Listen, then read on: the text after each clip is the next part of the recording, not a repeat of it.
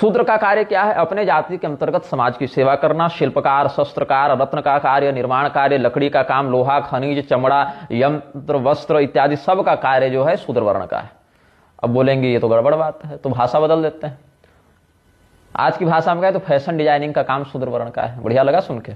Petroleum का काम शूद्र का है, जियोलॉजी का काम शूद्र का है, जियोमोलॉजी का काम भी शूद्र का है, इंजीनियरिंग का काम भी शूद्र का है बहुत से विभागों में, सिविल इंजीनियरिंग का काम भी शूद्र करता है, डिफेंस इक्विपमेंट भी वो बना सकता है, ऑटोमोबाइल सेक्टर में उसका काम है, सर्विस सेक्टर में काम है, कॉस्मेटिक्स में काम है, हॉर्टिकल्चर में काम है, आर्ट एंड क्राफ्ट में काम है, कंस्ट्रक्शन में काम है।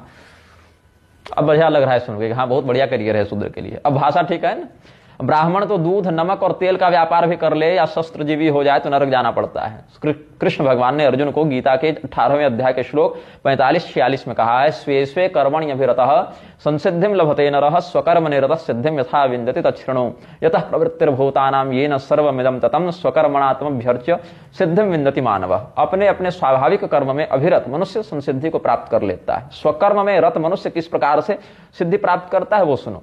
जिस परमात्मा से संपूर्ण प्राणियों की उत्पत्ति होती है और जिससे यह संपूर्ण संसार व्याप्त है, उस परमात्मा का अपने कर्म के द्वारा पूजन करके मनुष्य परम सिद्धि को प्राप्त होता है। ध्यान दे, अपने कर्म के द्वारा, उस कर्म के द्वारा नहीं जिसको आपने चुन रखा है।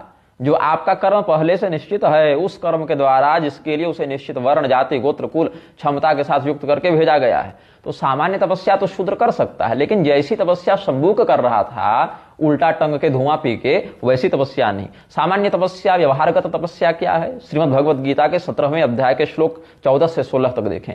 देव द्विज गुरु प्राज्ञ पूजनम शौचमार्जवम ब्रह्मचर्य महिंसा च शारीरम तप उच्यते अनुद्वेग करं वाक्यं सत्यं प्रियहितं च यत् स्वाध्यायाभ्यसनं चैव वाङ्मयं तप उच्यते मनः प्रसाद सौम्यत्वं मौनम् आत्म विनिग्रह भाव संशुद्धिरित्येतत् तपोमानसमुच्यते।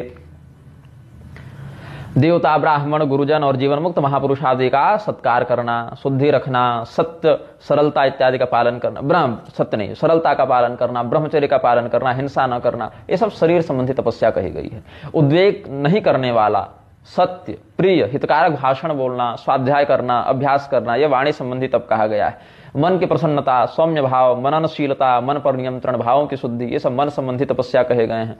ये सभी सामान्य तप हैं जिसको अपनी वर्ण मर्यादा के अनुसार सभी स्त्री पुरुष आदि को करना चाहिए, लेकिन उल्टे टंग के धुआं पी के कठोर तपस्या करने का नियम शूद्र के लिए नहीं है।